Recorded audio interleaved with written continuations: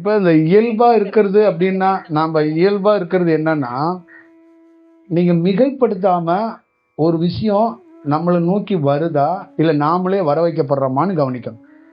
இப்ப இந்த இடத்துக்கு நீங்க வந்தீங்களா, இல்ல அதுவா வர வச்சுச்சா? இவ்வளவுதான் இதுக்குள்ள இருக்கிற சிம்பிள் கான்செப்ட். இப்ப சில பேர் நிர்பந்தமா வந்துட்டு, நீங்க தான் என்ன வர வச்சீங்க, இயற்கை தான் வர வச்சுச்சு அப்படின்னா அது கற்பனை. இது கிடையாது. நான் எப்பயுமே சொல்றதே தான். ஒரு பிரபஞ்சத்தோட கனெக்ட் ஆகணும்னா, ஒரு குருவோட கனெக்ட் ஆகணும்னா, அது இயல்பா அது ஒரு நடக்கணும். அந்த ஒரு தருணம் வேணும். ஒரு செயற்கையா மழை பொழியறதும், இயற்கையா மழை பொழியறது இருக்குல்ல. ஒரு சமாதிக்கு நீங்க போய் இந்த நேரத்துல அந்த சமாதியோட அட்டாச் ஆகணும், கனெக்ட் ஆகணும், கனெக்ஷன் கிடைக்கணும்னா, அதுவே உங்களை வர வச்சிரும். இதுதான் விஷயம். அப்ப அந்த சூழல் அமையணும். இங்க இருக்கிற நிறைய பேர்கிட்ட கிரியேட் பண்றாங்க. ஒரு குருவை கிரியேட் பண்றாங்க. ஒரு குருவை இவங்களே உருவாக்குறாங்க. உருவாக்கி அந்த குருவுக்கு சர்டிபிகேட் எல்லாமே இவங்களே கொடுக்குறாங்க. ஐயோ எங்க குரு மாதிரி உண்டா, உங்களுக்கு தெரியுமா, போமா அப்படிங்கிறாங்க. அப்புறம் தியானம் பண்றாங்க. அப்புறம் ஒரு வடிவம் பண்றாங்க. 6 மாசம் கழிச்சு பார்த்தா இன்னொரு குரு கிட்ட இருக்கிறாங்க.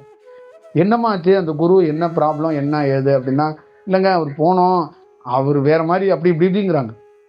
அப்புறம் இப்படி மாத்திக்கிட்டே இருக்கிறாங்க. அப்போ ஒரு டயத்துல என்னன்னா, குருவை நீ மாத்தல, நீ சரியா இல்லைன்னு அர்த்தம். அப்ப அங்க குரு உனக்கு ஏன் நல்ல குரு கிடைக்கல அப்படின்னு கேட்டா, தெளிந்த நீரோடையா நீ எப்ப இருக்கிறாயோ அப்பதான் இன்னொரு தெளிந்த நீரோடைய பார்க்க முடியும். இப்ப என்ன மாதிரி ஆளை நிறைய பேரால இது தெளிந்த நீரோடையா கலங்கு நீரோடையான்னு பார்க்க முடியல. ஏன்னா ஆப்போசிட்ல நீங்க கொஞ்சமாச்சும் அந்த தெளிகிற நீரோடையா இருக்கணும்.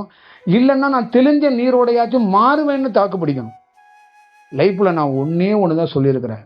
எவன் வேண்டான்னு சொல்றானோ, எவன் பொருளை கேட்கலையோ, அவனை தேடி கோடி கோடியா வரும். இங்க உலகத்துல கேட்டு நொந்து நூலாகிறான். கேட்காம நின்னு பாரு. அதுதான் பிரபஞ்சத்தோட தத்துவமே. அதுதான். கேட்காம நீ இருக்கும்போது உன்ன மாதிரி ஒரு ஆளை அது வேற மாதிரி வழி நடத்தும். அப்போ ஒரு குருவோ ஒரு தத்துவமோ ஒரு விஷயமோ இயல்பாகவே இருக்கணும். இப்ப நான் உங்களோட பயணிக்கிறேன், நீங்க என்னோட பயணிக்கிறீங்கன்னா இது நிர்பந்தமா நடந்துடக்கூடாதுன்னு நான் போராடுறேங்க. இதுதான் இயல்புங்கிறது. இது எந்த இடத்துலயுமே நிர்பந்தமா மாறிடக்கூடாது. ஒரு திருமணத்துக்கு பொருத்தம் முக்கியம் கிடையாது, தாலி முக்கியம் கிடையாது, சோறு முக்கியம் கிடையாது, அம்மா அப்பா முக்கியம் கிடையாது. அது நிர்பந்தம் இருக்கக்கூடாது. அந்த நிர்பந்தம் இல்லைன்னா அந்த பெண்ணும் ஆணும் 100 வருஷம் வாழ்வாங்க. அந்த நிர்பந்தம் இருந்துச்சுன்னா 100 நாள் கூட வாழ மாட்டாங்க. இதுதான் ரொம்ப முக்கியம். அப்போ ஒரு குரு ஒரு கடவுளுங்கிறது என்னன்னா, வீட்டு கம்பெனி மாதிரி கமிட்மெண்டா இருக்கக்கூடாது. நான் போவேன் சிவன் கோயிலில் 25 நிமிஷம் அழுவேன், அழுவுறதுக்காகனே ஒரு சிவன் கோயில், பூவை கொண்டி கட்டி கொண்டு போட்டுட்டு சிரிக்கிறதுக்காக பெருமாள் கோயில், அப்புறம் எதையாவது குறைகளை சொல்றதுக்கு காளி கோயில், இந்த மாதிரிலாம் நிறைய பேர் வச்சிருக்கிறாங்க. அப்படிலாம் இல்லை. ஒரு நிர்பந்தத்தை கிரியேட் பண்றாங்க. அப்போ தியானம், வாழ்க்கை, நம்ம பயணம் எல்லாமே கிரியேட் பண்ணப்படுதுங்கிறது தான் ரொம்ப வருத்தப்படுறோம். ரொம்ப வருத்தமே நமக்கு அதுதான். அப்போ உங்களுக்குள்ள ஒரு உண்மையான தியானம் பண்றவனா ஏதாவது ஒரு குருநாதர் விடுவாரா? நீங்க சொல்லுங்க, லாஜிக்கா சொல்லுங்க. ஒரு குருவோடைய ஏக்கம் எப்படி தெரியுமா இருக்கும்? எங்களை மாதிரி ஆளுங்களோட ஏக்கம் தெரியுமா? நல்ல தியானம் பண்ணவன சத்தியமா எங்க அம்மா மேல ஆணையா சொல்றாங்க, நாங்கெல்லாம் விட்டுட்டு போக மாட்டோங்க, விட்டுட்டே போக மாட்டோங்க. நல்ல தியானம் பண்றவனை கேட்டா நாங்களே அழுதுருவோங்க. அவன் மேல ஒரு கவனம் வச்சிருப்போங்க, சத்தியமா வச்சிருப்போம். ஏன்னா இந்த உலகத்திலேயே எங்களை மாதிரி என்ன மாதிரி ஆளை இந்த உலகத்துல எத்தனை மனிதர்கள் கைவிட்டாங்க? பிரபஞ்சம் கைவிட்டுச்சா? அப்ப நீங்க எல்லாம் பழனி மலையில நீங்க யாருமே பார்க்காத விஷயத்த நான் பார்த்துருக்கிறேன். அப்ப அந்த விஷயம் அங்கெல்லாம் தாக்கு பிடிச்சு நின்னதுக்கு காரணம் என்ன? ஒரு அலைவரிசை, ஒரு சக்தி. ஒருத்தன் உருவாகுறான், ஒருத்தன் வளர்றான். அப்ப அந்த கரு கலைஞ்சிடாம, அந்த தியானம் கலைஞ்சிடாம அவனை காப்பாற்றணும் அப்படின்னு வரைஞ்சி கட்டி நின்று வேலை பார்த்துச்சுன்னு சொல்றேன். அப்ப ஒருத்தர் எப்படி உருவாக்குனுச்சு பாருங்க. அப்ப நிர்பந்தம் இருந்துச்சுன்னா ஒரு அலைவரிசைக்கு என்ன நிர்பந்தம் இருக்கு நம்மளை உருவாக்க? நீங்களே சொல்லுங்க. இப்ப நம்ம கிட்ட நிர்பந்தம் இருக்கு, நம்ம வளர்ந்தே ஆகணும், நம்ம தியானத்துல வயசாகிக்கிட்டே இருக்கு. நிறைய பேர் சொல்றாங்க எனக்கு வயசு ஆகிட்டே இருக்கு, ஏதாவது ஞானத்தை அடையணும், ஏதாவது பார்க்கணுங்கிறாங்க. ஆனா பிரபஞ்சம் அப்படி கிடையாது. அந்த நிர்பந்தம் இல்லாத பட்சத்துல அதுவே ஒரு வேலையை செய்யுதுங்கிறது தான். இப்ப நானா வளரல, பிரபஞ்சத்தால வளர்க்கப்பட்டோம், பிரபஞ்சத்தால வழிகாட்டும். இதுதான் இயல்புங்கிறது. அப்ப ஒரு சூழல் உங்களுக்குள்ள எல்லாம் தியானம் கிடைச்சிருக்கு, உங்களுக்குள்ள ஒரு நல்ல தன்மை இருக்கு, நீங்க இயல்பா இருங்க, நிச்சயமா நீங்க வளருவீங்க, நீங்க ஒரு வாய்ப்பு இருக்குங்கிறதா நான் சொல்றேன். இதுதான் நான் அடிக்கடி சொல்றேன். ஆனா உங்களுக்குள்ள என்ன பண்றதுன்னா, நல்லா ஞாபகம் வச்சுக்கணும், நமக்குள்ள ஒரு தியானம் வந்துட்டா, நமக்குள்ள ஒரு ஆசை வந்துட்டா, நமக்குள்ள ஒரு சம்பாத்தியம் வந்துட்டா, கற்பனையில பல விஷயத்தை தூண்டி விட்டுரும். நீங்க எல்லா பேரும் தோக்கிறது எங்க அப்படின்னா, கற்பனையில தனக்குள்ள இருக்கிற சக்தியே, தனக்குள்ள இருக்கிற தியானமே நமக்கு குழி வெட்டிடும். இவரை போய் பார்த்துடலாமோ, இந்த நாடியை பத்தி இவர் பேசுறாரு, இந்த சக்கராசை பத்தி இவர் பேசுறாரு, இந்த விஷயத்தை பத்தி இவர் பேசுறாரு, இவரை பார்த்தோம்னா ஏதோ தீர்வு இருக்கும், வேகமா வளர்த்து விட்டுருவாரு. இதெல்லாம் நம்ம போக வேண்டியதில்லை. இந்த உலகத்துல நிறைய பேருக்கு சூட்சமத்துல தான் குருநாதர் கிடைச்சாங்க. சூட்சமத்துல தான் இந்த உலகமே இயங்குது. இந்த படைப்போட தத்துவமே பிரபஞ்சம் அப்படிங்கிறது உருவம் இல்லாதது, அருவம். அப்ப சிவன்கிறதே உருவம் இல்லை, அருவம். அப்ப அருவத்தை தான் மெயின். அப்ப அருவங்கிறது தான் மெயின் தத்துவம். அந்த அருவத்தை நீ நம்பாம உருவத்தையே நம்பிட்டு அலையிறாரு. உருவத்தில் இருக்கிற ஒரு குருவையோ, உருவத்தில் இருக்கிற ஒரு செயல் வடிவமா நம்மளை காப்பாத்திரும், நமக்கு எல்லாம் பண்ணிரும், போயிரும், வந்துடும் அப்படின்னு நீ நினைக்கிற. அப்ப அருவம் அதுதான் நிஜம். அருவமா தான் நீயே இருக்கிற அப்படிங்கறது உனக்கு தெரியல. நீ உருவமா நீ இருக்கிறது தற்காலிகத்துக்கு. நீயே ஒரு அருவமா ஒரு ஆளா மாறுவ தியானத்துல. நீயே சூட்சமவாசியா மாறுவ. நீயே நீ பார்க்கிற நாளைக்கு உன்னையே நீ பார்க்க போற அப்படின்னா ஒரு காற்றா ஒரு அலைவரிசையா தான் உன்னை நீ பார்ப்ப. உன் உயிரையே நீ பார்க்குற மாதிரி ஒரு சூழல் உருவாகுதுன்னா அதை வெறும் உருவமாலாம் பார்க்க முடியாது. ஒரு காற்றா ஒரு அலைவரிசையா தான் பார்ப்ப. அப்ப அதுதான் அருவமா, அதான் சூட்சமமா இருக்கிறது. அப்ப அந்த வடிவத்தை நீங்க உணர்றதுக்கோ பார்க்கறதுக்கோ மாற்றுறீங்க. அதுதான் இங்க எல்லாருக்குள்ளேயும் கஷ்டமா இருக்கு. அப்ப ஒரு இறை தத்துவம், இறை வடிவம், தியானம்லாம் நமக்குள்ள ஒரு சக்தி தூண்டி விட்டுரும். தூண்டி விடுறதுனால வேலை செஞ்சிடக்கூடாது. அப்ப தூண்டும் போது கவனமா இருந்து அந்த சக்தி தூண்டுதா இல்ல நமக்குள்ளே அது கிளர்ச்சி எப்படி எழுதுன்னு ஒரு வாரமோ 10 நாளோ ஒரு விசாரணை பண்ணணும். நான் பல பேர் அதான் சொல்றேன், சுய பரிசோதனை பண்ணு. என்னை பார்க்கணுங்கிறது ஆசையா, மோகமா, எண்ணமா, தியானமா, என்ன வடிவம் கண்டே பிடிக்க முடியாது, அதை கண்டுபிடிக்கணும். அதுதான் வேணும். அப்ப ஒரு நாள் இது முப்பிறப்பட தொடர்பா என்னன்னு இந்த விசாரணையை நீ பண்ணும்போது உனக்குள்ள ஒரு ஸ்டெடி பிறந்துரும், உனக்குள்ள ஒரு உண்மை தத்துவம் பிறந்துரும். இதுதான் வேணும். அப்ப ஒரு நிர்பந்தத்துல ஒரு வேலையை செஞ்சிடவே கூடாது. இப்ப நம்ம இருக்கிறோம், ஒரு நிர்பந்தத்துல இந்த வேலையை செஞ்சா இது நல்லா இருக்காதுங்க. இது இயல்பா இந்த இடத்துக்குள்ள இத்தனாம் தேதி இத்தனை மணிக்கு நம்ம இங்க வரணும் அப்படின்னு இருக்குல்ல. அப்ப அதை கண்டறிஞ்சு அதை உணர்ந்துட்டு தான் நம்ம வர்றோம். அப்ப அடுத்த இடத்துக்கு நம்ம போறத நிர்பந்தமா மக்கள் இருக்கிற இடத்துக்குலாம் நம்ம போவோம், ஆன்மீக பரப்பளவு பேசுவோம், 2 ஸ்பீக்கரும் மைக்கு தானே, ஊரா எல்லா கோயிலையும் வச்சு நான் பேசிக்கிட்டே போலாம்ல. ஏன் பண்ண மாட்டோம்? எத்தனையோ மக்களுக்கு இந்த தியானத்தை பத்தி நம்ம சொல்லிக்கிட்டே போலாம்ல, ஊரா போலாம்ல, வீடு வீடா பேசலாம்ல. அதுதான் நிர்பந்தம். அந்த நிர்பந்தத்தை ஏற்படுத்தக்கூடாது. அப்ப தனக்குள்ள ஒரு சக்தி வரும், தனக்குள்ள ஒரு தியானம் வரும், தனக்குள்ள ஒரு தேடுதல் வரும், தனக்குள்ள ஒரு புரிதல் ஏற்படும். ஆனா அந்த நேரத்துல உன்னுடைய சக்தியே உன்னை டெஸ்ட் பண்ணி பார்க்கும், தூண்டும், உன்னை தூண்டும். நீ அங்க போ, இங்க வா, இதை பண்ணு, அதை பண்ணு, இந்த வீடியோ பார்க்கறது, அந்த வீடியோ பார்க்கறது. இங்க தியானம் பண்ற அத்தனை பேத்துக்குள்ளேயும் உங்களுடைய சொத்து, உங்களுடைய பொழுதுபோக்கு, உங்களுடைய நம்பிக்கை என்னன்னா, யாரோ தியானத்தை பத்தி பேசினாங்கன்னா அவங்கள நீங்க நம்புவீங்க, கேட்பீங்க. ஏன்னா உங்களுக்கு உங்க தியானத்துக்குள்ள கொஞ்சோண்டு சக்தி இருக்கு. உங்களுக்கு பிடிச்ச விஷயம் எதுன்னா தியானம் ரிலேட்டடா யார் பேசினாலும் அதுல நீங்க ஒன்றிடுவீங்க. அது யாரா வேணாலும் இருக்கட்டும், அதுக்குள்ள நீங்க ஒன்றிடுவீங்க. ஆனா அந்த மாதிரி ஒரு சூழல்ல நீங்க ஒன்றும் போது ஒரு இடத்துக்குள்ள உங்க நிர்பந்தத்துல நாமளும் வளரணும், நாமளும் தியானத்துல பெரிய ஆளா வரணும் அப்படிங்கிற அந்த தூண்டுதல்ல நீங்க வெவ்வேறு மாதிரி பயணிக்க ஆரம்பிச்சிருங்க. இது நடந்துடக்கூடாது. இதுதான் ரொம்ப முக்கியம். இது நடந்துடக்கூடாது. இந்த நிர்பந்தம் நடக்கக்கூடாது. இதுதான் இயல்பா நடக்கணும்னு நான் பல முறை இயல்புங்கிறதுக்கு இதுதான். அப்போ உங்களை நான் பார்க்க வந்தது இயல்பு, நீங்க என்ன பார்க்க வந்தது இயல்பா? இதுதான் கேள்வி. இதுக்கு பதிலை நீங்கள் கண்டுபிடிச்சிட்டீங்கன்னா நீங்கள் பெரியார், நீங்கள் உண்மையான வடிவத்தில் உள்ளோம். அப்போ இயல்பா நான் ஒரு பணி செய்கிறேன், இயல்பா நீங்கள் ஏன் செய்யலை? அப்போ இயல்பா செஞ்சுட்டு போகிறேன்னா நிறைவாக நான் போகிறேன், ஆனால் நீங்கள் நிறைவாக போக மாட்டீங்க, வீட்டுக்கு போக மாட்டீங்க நிறைவா. ஏன்னா உங்களுக்குள்ள ஒன்று ஓடிக்கிட்டே இருக்கும். சொல்கிறதெல்லாம் ஓகே, பேசுனதெல்லாம் ஓகே, ஆனால் நாம் கேட்டது, நம்ம ஒன்று வரம் கேட்டோம், நம்ம ஒன்று வேண்டுதல் வச்சோம், ஏதாவது தீட்சை, ஏதாவது ஒன்று நடந்திருக்கலாம். அந்த மாதிரி உங்களுக்குள்ள ஒன்று ஒரு தாட் நடக்கும், ஒரு செயல் நடக்கும். ஒரு பெரிய அலைவரிசையை, பார்க்கவே முடியாத ஒரு அலைவரிசையை ஒருத்தர் உடலில் பார்க்கறது லைஃப்பில் ஒரு முக்கியமான விஷயமா, அந்த அலைவரிசையிட்டேருந்து ஏதாவது பொருள் வாங்குறது முக்கியமான விஷயமா? இவ்வளோதான் விஷயம். ஒரு ஒரு ஒரு நாட்டோட தலைவர் உங்கள் வீட்டு வாசலில் உட்காந்து உங்கள் கூட உட்காந்து ஒரு சப்பாத்தி சாப்பிட்டு நீங்கள் எப்படி இருக்குன்னு கேட்டால் சந்தோஷப்படுவீங்க.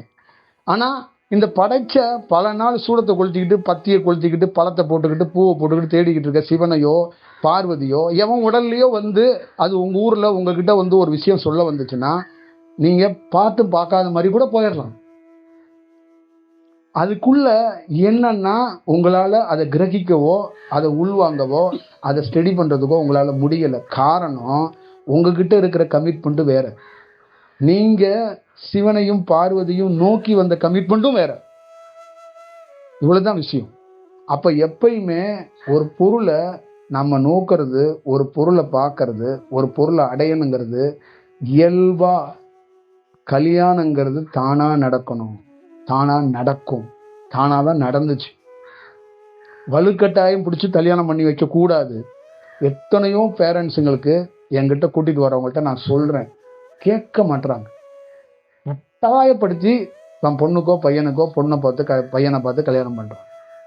நான் எத்தனையோ பேரை கொஞ்சம் பொறுமை, கொஞ்சம் பொறுமை, கொஞ்சம் பொறுமை, அடக்கி வாசிங்கன்னு சொன்னால் கேட்க மாட்டேன்.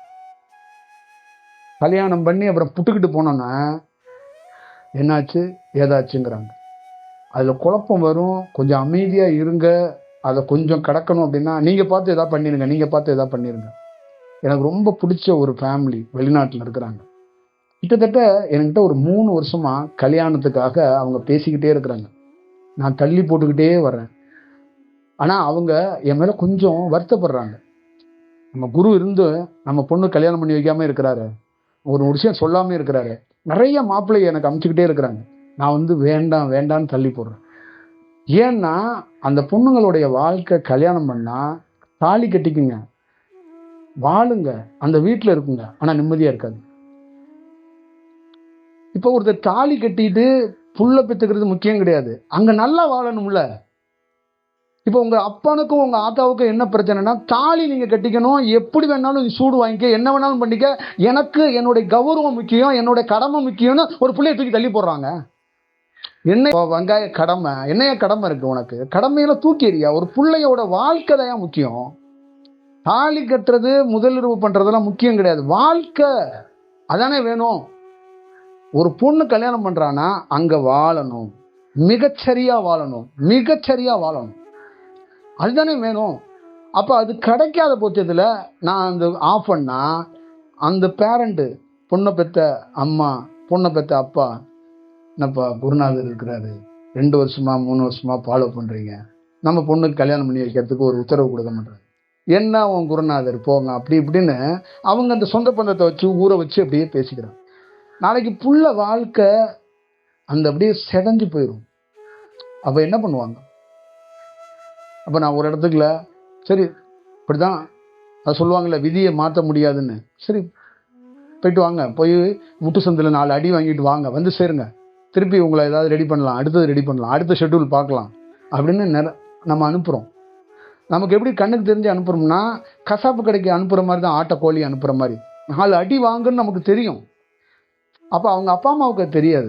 அப்போ நான் எத்தனை பேரண்ட்ஸ் தெரியுமா நெஞ்சில் கையை வச்சு பிடிக்கிறேன், ப்ளீஸுங்க பிள்ளைகள் அப்படி விட்டுறாதீங்க, ஊருக்காக கல்யாணம் பண்ணி வைக்காதீங்க, அதுங்களுக்கு பருவம் வரட்டும், அதுங்களுக்கு காலம் வரட்டும், அதுங்களுக்கு நேரம் வரட்டும், அப்போ பண்ணுங்க. கால நேரம் அப்போ பண்ணாதீங்க. அது ஒரு சிறந்த உங்களுடைய லைஃப்பில் நீங்கள் பெற்ற பிள்ளைய உங்கள் கண்ணுக்கு முன்னாடி அழுவ விடணும்னு என்னங்க அது இருக்குது? இப்போ என்னுடைய தியானத்திலேருந்து அந்த பிள்ளைங்க அழுவுங்கிறத நான் பார்க்குறேன். ஆனால் நீங்கள் என்ன நினைக்கிறீங்க, எங்கள் உறவு, எங்கள் வாழ்க்கை, எங்கள் சமூகம், எங்கள் அமைப்புகள்லாம் வந்து 28 வயசாச்சு 30 வயசாச்சு இந்த புள்ள கல்யாணம் பண்ணாமல் இருக்கு, என்ன வருது என்ன வருது என்ன வருதுன்னு இப்படி புழுங்கி ஒரு நிர்பந்தத்தை ஏற்படுத்துறீங்க. இவ்வளோதான் விஷயம். அப்போ வாழ்க்கையில் இது எப்படியோ அதே மாதிரி தான் தியானம். இதையும் இயல்பாக விடுங்கன்னு தான் சொல்கிறேன். 4 பேர் திட்டுறது முக்கியம் கிடையாது. நம்ம புள்ள பெத்த புள்ள நம்ம வீட்டிலேயே சுதந்திரமாக இருக்கட்டும், சுதந்திரமாக இருக்கட்டும். அந்த புள்ள நாளைக்கு ஒரு வேற மாதிரி போயிடக்கூடாதுங்கிறது தான் நம்ம பயப்படுறோம். அப்போ ஒரு குருவாகிறவரு எல்லா இடங்கள்லையும் அவங்கள ஆசுவாசப்படுத்தி அவங்கள அமைதிப்படுத்த தான் ட்ரை பண்ணுறோம். ஆனால் அவங்க குருவுக்கே அவங்க என்ன பரிசு கொடுக்குறாங்கன்னா, அவங்க வந்து அடுத்தடுத்தது நிர்பந்தமாக ஒரு வேலை பண்ணிட்டு குரு மேலேயே பழிய போட்டுறாங்க. நாங்கள் உங்களை நம்பி தான் பண்ணுறோம், நாங்கள் உங்களை நம்பி தான் இருக்கிறோம், நீங்கள் தான் எங்களுக்கு அந்த நிர்பந்தத்தை கொண்டாந்து குரு மேலே ப்ரெஷரை வைக்கிறாங்க, அந்த குரு மேலே வெயிட்டேஜ் பண்ணுறாங்க. அப்போ நீங்கள் உங்கள் சக்தியை வச்சு இதை சரி செய்ய முடியாதா, உங்கள் சக்தியை வச்சு இதை பண்ண முடியாதா? ஏற்கனவே சக்தியை வச்சு நம்ம சரி செய்ய போது தான் நமக்கு நிறைய சூடு வாங்கி பின்னாடிலாம் தழும்பு இருக்குது பிரபஞ்சத்தில். அப்புறம் எவ்வளோ சூடை தான் நம்மளும் வாங்கிறது? அப்போ அது ஒன்று இருக்குல்ல. அப்போ நான் ஒவ்வொரு தனி மனிதர்கிட்டையும் சொல்கிறது என்னன்னா, பிரத்யேகமாக நான் ஒரு உடல், எனக்குள்ள இருக்கிற அலைவரிசை பிரபஞ்சத்தில் உயர்ந்தது, அது உன்னை தேடி வந்து உன்னோட பேசுது. அப்போ அது உன்னை சந்திக்குது, உன்னை தேடுதுன்னா இது இந்த ஜென்மத்தில் நீ செய்த பாக்கியமா இல்லையா? நான் ஒரு சாதாரண மனித உடலுங்க, ஆனால் எனக்குள்ள இருக்கிற அலைவரிசை அது மனிதன் அல்ல.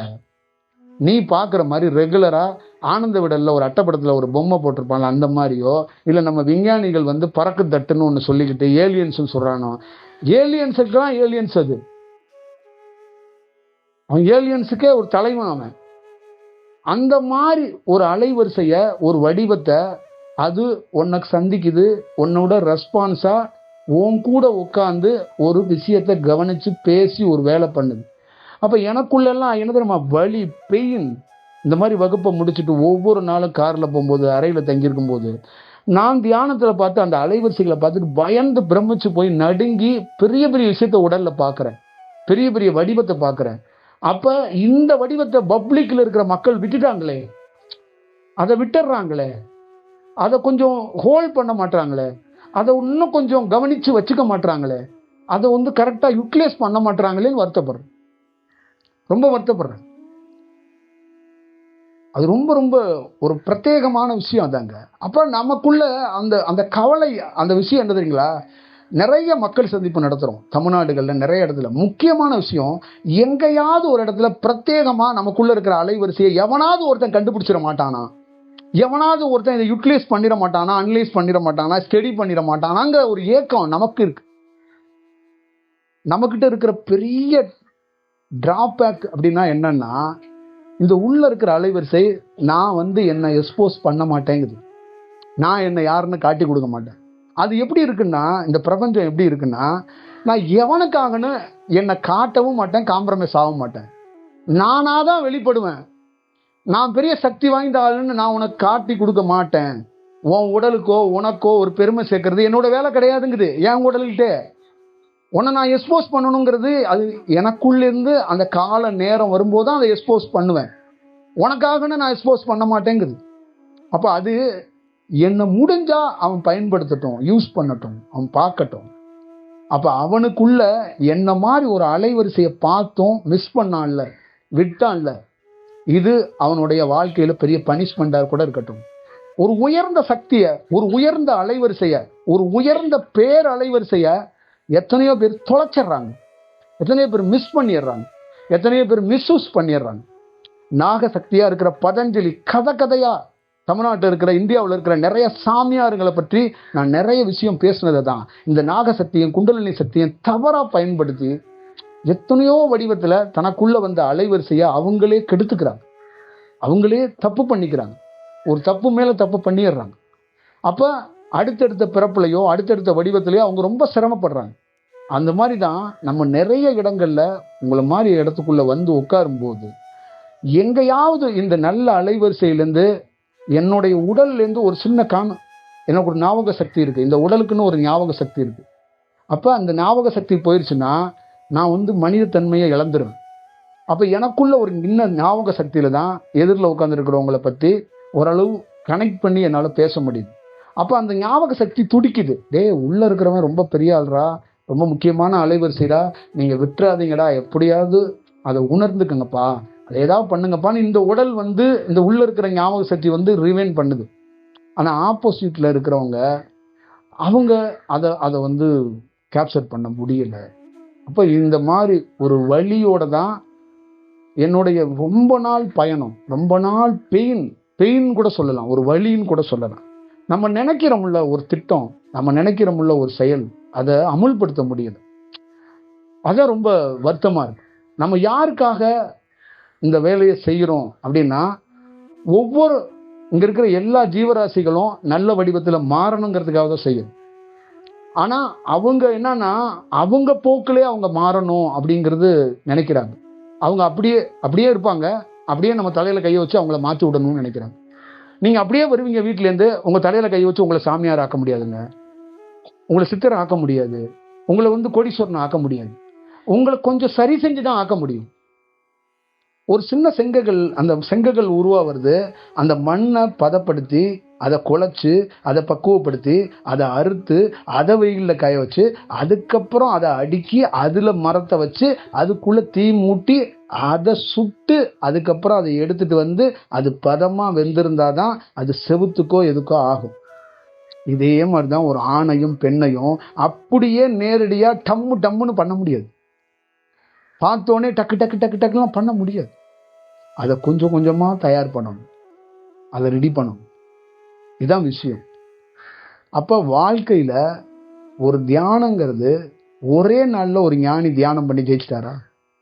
ஏன் இத்தனை ஆண்டுகள் தியானம் பண்ணுறாங்க? ஏன் இத்தனை ஆண்டுகள் காடு மலைகள்லாம் சுற்றுறாங்க? நீங்கள் நினச்சி பாருங்க. அப்போ அதுக்குள்ளே எவ்வளோ பெரிய ப்ராசஸ் இருக்குது. ப்ராசஸுக்குள்ளே எவ்வளோ பெரிய கடுமையான சவால் இருக்கு. இது மக்கள்கிட்ட புரிய மாட்டுறாங்க. நான் தான் பல நாள் சொல்லியிருக்கிறேன், செல்வம் கொடுக்கறது, வசதியாக்குறது, தங்கம் கொடுக்கறது, இதெல்லாம் சாதாரணமாக உங்கள் வீட்டில் சுண்டலை வச்சு கொடுக்குற மாதிரி தான் எங்களுக்கெல்லாம். இது கொடுக்கக்கூடாது, இது மாயை. இதை எவ்வளோ வீதாச்சாரம் கொடுக்கணும், எப்படி கொடுக்கணுங்கிறது வேற வடிவத்தில் கொடுப்போம். ஆனால் அவங்களுக்கு உண்மையிலேயே அவங்க இந்த பிறப்பு சுழற்சியிலேருந்து இந்த மாதிரி கொடுமையான லைஃப்லேருந்து வெளியில் இயல்பாக வாழணுங்கிறதுக்காக தான் இந்த பிரத்யேகமாக ஒரு 3 மணி நேரம் 2 மணி நேரம் சில இடங்கள்லாம் தொடர்ந்து நம்ம உரை நிகழ்த்துறதுக்கு காரணமே அதான். நான் தியானத்தில் வந்ததுக்கு முக்கியமான காரணம் என்னுடைய லைஃப்பில் சொல்லிட்டேன், எந்த மனிதரையும் நம்ப மாட்டேன், கடவுள் தான் எனக்கு லைஃப் கொடுக்கலாம், சாவு கூட கடவுள் கொடுக்கட்டும், கடவுளை நம்பி நிற்கிறேன்னு ரொம்ப ஸ்ட்ராங்காக, நீங்கள் நினைக்கிற மாதிரிலாம் கிடையாது, ரொம்ப ஸ்ட்ராங்காக நின்ன. அப்போ ஸ்ட்ராங்காக நிற்கும்போது ஒரு கல்மலை தன்னுடைய அந்த அலைவரிசையை கக்கி பார்த்துருக்கீங்களா? இந்த மாதிரி நிறைய மலைகள் தொடர்களில் நான் பார்த்துருக்கேன்.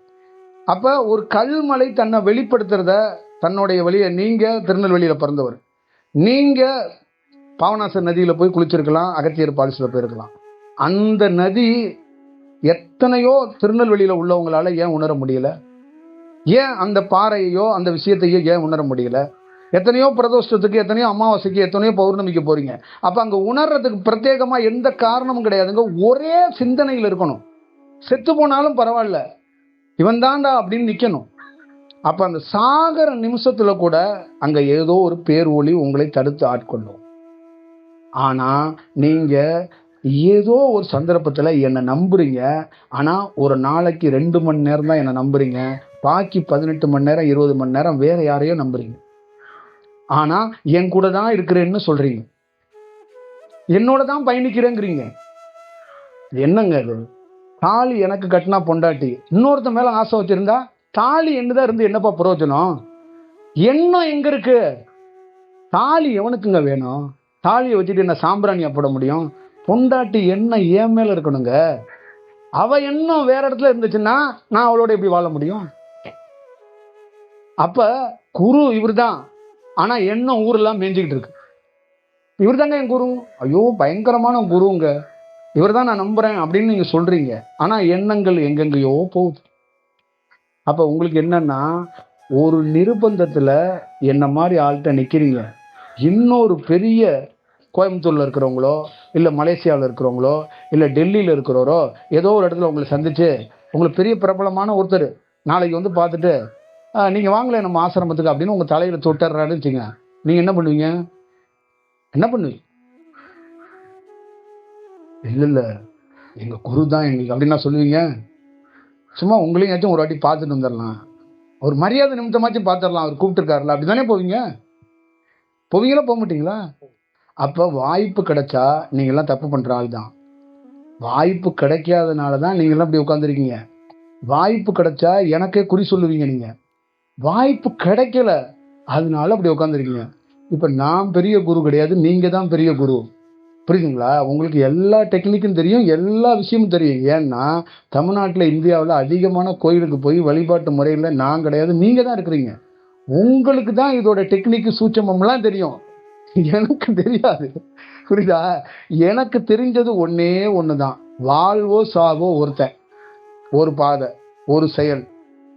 சாவையும் நீயே கொடு, வாழ்வையும் நீயே கொடு. இதுதான் நம்மளுடைய தாரகம், இதான் நிக்கிறோம். அப்ப எனக்கு என்னன்னா, நான் ஒரு போக்கத்தவன், எங்கிட்டும் போக தெரியாது, எனக்கு டெக்னிக்கு தெரியாது. டெக்னிக்கு உங்களுக்கு தெரியும், நீங்க தப்பிச்சுக்குவீங்க. ஏன்னா பிரதோஷத்துக்கு வரும்போது இங்கே போவீங்க, இல்லை அங்கிட்டு ஏதாவது ஒரு திருவிழானா கொடன்னா அங்கிட்டு போயிடுவீங்க, நீங்கள் மாறி மாறி போய்க்குவீங்க. அது எனக்கு அந்த மாதிரி தெரியாது. அப்போ நான் உங்ககிட்ட சொல்றது, வாழ்க்கையில் என்னையும் கொண்டு சொல்கிறேன், நீங்கள் நம்புனா சத்தியமாக தோக்க மாட்டீங்கிறது மட்டும் உறுதிங்க. அந்த நம்பிக்கை எப்படி இருக்கும்னா, நானே பயப்படணும், அதுதான் விஷயம். அப்போ சிவனே நடுங்கிற மாதிரி ஒருத்தன் வணங்கணும், இதுதான் விஷயம். அந்த சராசரம் ஒருத்தனை கண்டு பயப்படணும், அவனுடைய தியானத்தை பார்த்து. ஒருத்தன் என்னடா யாகம் அப்படி பண்ணிட்டு இருக்கான், ஒருத்தன் தியானம் அப்படி பண்ணிட்டு இருக்கான்னு அந்த சராசரத்துலேருந்து ஒரு வெளிப்பாடு வரணும். அந்த மாதிரி யாராவது இருக்கிறீங்களா? அந்த மாதிரி ஒரு செயல்பாடு இருக்கா? நீங்க புலம்புறீங்க, எனக்கு எதுவும் பண்ண மாட்டீங்க, ஹெல்ப் பண்ண மாட்டீங்க அப்படின்னு. சத்தியமா நாங்கள் உங்களுக்கு ஹெல்ப் பண்ணக்கூடாதுன்னு ஏதாவது எனக்கு உங்களுக்கு ஹெல்ப் பண்ணா எனக்கு ஏதாவது பண்ண போதா? பிரபஞ்சம் என்ன எங்களை மாதிரி ஆளுன்னா, இங்க இருக்கிறவங்க எல்லாருக்குள்ளேயும் இருக்கிற பிரச்சனை தெரிஞ்சும் ஏன் பண்ண முடியலன்னா, அவங்கள இயல்பாதான் நீ வளர்க்கணும். அவங்கள இயல்பா நீ வளர்க்கலன்னா அது பெரிய பாவம், குற்றமாகி போயிடும். அப்ப முப்பிறப்புல ஒரு மருத்துவராக இருந்து ஒரு 3 பேர்த்த கொண்டிருக்கான் ஒருத்தன், அவனை இந்த பிறப்புல பிறந்திருக்கிறான், அவனை நீ உடனே காப்பாத்தி விட்டன்னா அந்த சாபத்தை நீ வாங்கிக்கிடாங்கிறான். இப்ப இங்க இருக்கிறவனை எல்லாத்தையும் பிரஸ்ஸா இருக்கிறவன் மாதிரியே பாக்குற பல பேர் கொலை பண்ணவன் இருக்கான். எப்ப? போன ஜென்மத்துல. இப்ப இந்த கொலை பண்ண கைதிய நான் ஒரு நீதிபதியா இருந்து நான் என்ன பண்ணுவேன் சொல்லுங்க? இப்பதான் துண்ணூரை பூசிக்கிட்டு பிரஷ்ஷா தப்பே பண்ணாத மாதிரி அப்படியே வந்து ஆப்பிள் மாதிரி உட்காந்துருக்கீங்க. நீங்க போன பிறப்புல என்ன பண்ணீங்க சொல்லுங்க? 10 பொம்பளையை கெடுத்துருக்கீங்க. அப்போ உங்களுக்கு என்ன பண்ண முடியும்? நீங்களே சொல்லுங்க. 10 பொம்பளை கெடுத்தவங்களுக்கு நாங்க எங்க கைய வைப்போம் சொல்லுங்க? எங்க கைய வைப்போம்? எங்க கைய வைப்போமோ அங்க கைய வச்சிருக்கோம். அப்ப அதுல பிரச்சனை அப்படின்னா நீங்க என்ன பண்ண முடியும்? இப்ப ஒவ்வொருத்தருக்குள்ளேயும் அருணகிரிக்கு நோய் வந்தது, சும்மா அருணகிரிக்கு நோய் வந்துச்சா சொல்லுங்க? அப்ப அருணகிரி எதை கண்டுபிடிச்சார்னா, நான் முப்பிறப்புல இருக்கிற ப்ராப்ளத்தினாலதான் இந்த நோய். அப்ப இதுல இருந்து என்ன தீர்வு? ஒரு நாள்ல தீர்வா? 12 ஆண்டுகளுக்கு மேல தியானம் பண்ணி அப்படியே சமாதியிலே கடந்தார் அருணகிரிநாதர். அப்ப அந்த தீர்வுல அந்த ஒரு சிந்தனை, ஒரே செயல், ஒரே தத்துவம், ஒரே வடிவம். இப்ப காளி காளி காளின்னு ராமகிருஷ்ணர் சொல்லிக்கிட்டு இருக்காரு, ஏன் மாத்தி சிவன் சிவன் சொல்லாமே? ஏன் சொல்லல? அந்த வடிவம், அந்த வடிவத்திலிருந்து தான் அவர் வளர்ந்திருக்கிறாரு, அந்த வடிவத்திலே நிக்கிறாரு. அப்ப முருகன் முருகன் சொல்றாரு அருணகிரி, ஏன் சிவன் சிவன் சொல்லாமே? சிவன் சிவன் சொல்றாரு மாணிக்க வாசகர், ஏன் முருகன் முருகன் சொல்லாமே? இதுக்கெல்லாம் காரணம் என்ன? இவங்க எல்லாம் ரசிகர்களா சிவன் மீது முருகன் மீது?